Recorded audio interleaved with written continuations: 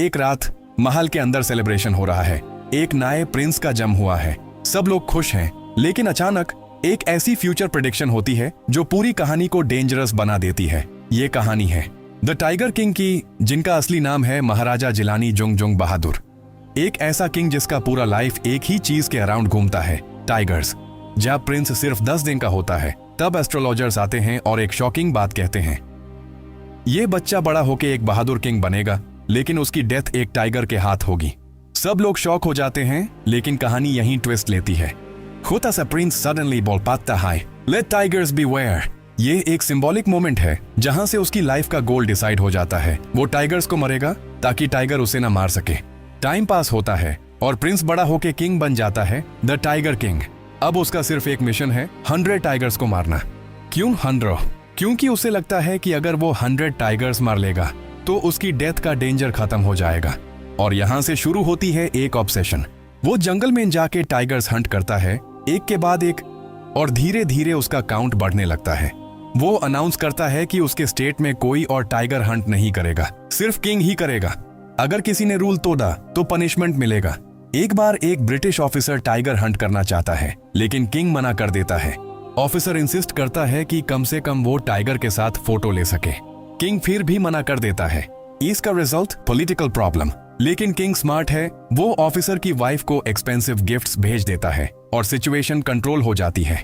ये दिखाता है कि किंग सिर्फ ब्रेव नहीं, क्लेवर भी है। टाइम के साथ वो 70 टाइगर्स मार देता है, लेकिन प्रॉब्लम यहाँ से स्टार्ट होती है। उसके स्टेट में टाइगर्स खत्म होने लगते हैं।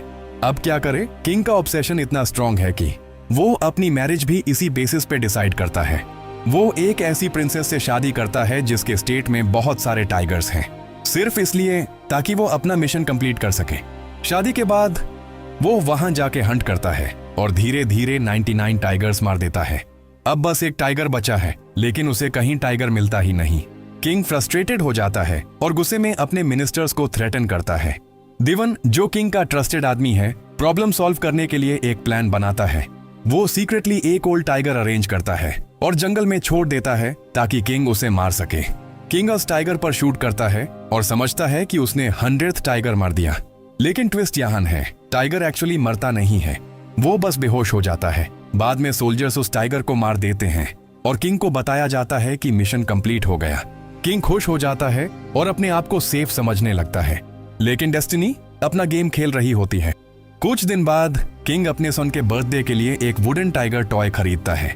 ये एक सिंपली सा टॉय होता है, लेकिन यहीं से कहानी का सबसे बड़ा ट्विस्ट आता है। किंग जब उस टॉय के साथ खेल रहा होता है तब उसके हाथ में एक छोटा सा वुडन स्प्लिंटर चुभ जाता है। पहले तो वो इग्नोर करता है, लेकिन धीरे धीरे इन्फेक्शन बढ़ जाता है। डॉक्टर्स ऑपरेशन करते हैं, लेकिन ऑपरेशन सक्सेसफुल होने के बाद भी किंग की डेथ हो जाती है।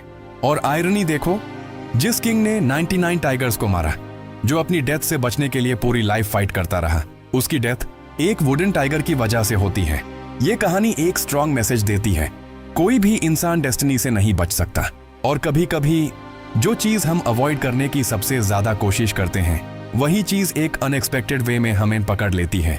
ये स्टोरी सिर्फ एक किंग और टाइगर्स की नहीं है, ये पावर, प्राइड, ऑब्सेशन और फेट की कहानी है। और सबसे बड़ा लेसन ये है, लाइफ में कंट्रोल हम सोचते हैं उतना नहीं होता। कभी कभी एंड एक छोटी सी चीज डिसाइड कर देती है।